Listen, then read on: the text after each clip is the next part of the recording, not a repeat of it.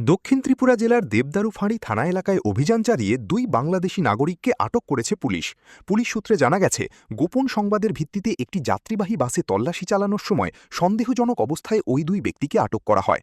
আটক ব্যক্তিদের মধ্যে একজন পুরুষ এবং একজন মহিলা রয়েছেন। প্রাথমিক জিজ্ঞাসাবাদে তারা বাংলাদেশের চট্টগ্রাম এলাকার বাসিন্দা বলে জানা গেছে। তবে কিভাবে তারা সীমান্ত অতিক্রম করে এ রাজ্যে প্রবেশ করেছেন এবং তাদের উদ্দেশ্য কী ছিল তা খতিয়ে দেখছে পুলিশ। ঘটনার পর আটক দুই ব্যক্তিকে থানায় নিয়ে গিয়ে জিজ্ঞাসাবাদ শুরু করা হয়েছে। তাদের কাছে থাকা নথিপত্রও পরীক্ষা করে দেখা হচ্ছে। পাশাপাশি সীমান্ত অতিক্রমের সঙ্গে আর কেউ জড়িত রয়েছে কিনা সেই বিষয়েও তদন্ত চালানো হচ্ছে। পুলিশ জানিয়েছে, গোটা ঘটনার তদন্ত চলছে এবং আইন অনুযায়ী পরবর্তী ব্যবস্থা গ্রহণ করা হবে। আচ্ছা, আজকে আমাদের দুপুরবেলা আমার কাছে একটা খবর আছে এবং খবরের ভিত্তিতে আমরা একটা বাস গাড়িকে আমরা আটকাইয়া বাস গাড়িতে চেক করলে দুজন লোককে আমরা, একজন মহিলা একজন পুরুষ, তাদেরকে আমরা কথাবার্তার অমিল পাই।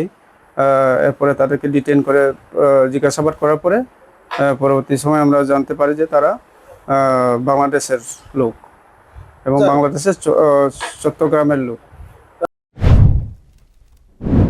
এই ঘটনাকে কেন্দ্র করে এলাকায় চাঞ্চল্যের সৃষ্টি হয়েছে। সীমান্তবর্তী এলাকায় নজরদারি আরও জোরদার করার উপর গুরুত্ব দিচ্ছে প্রশাসন। Bureau report, news now.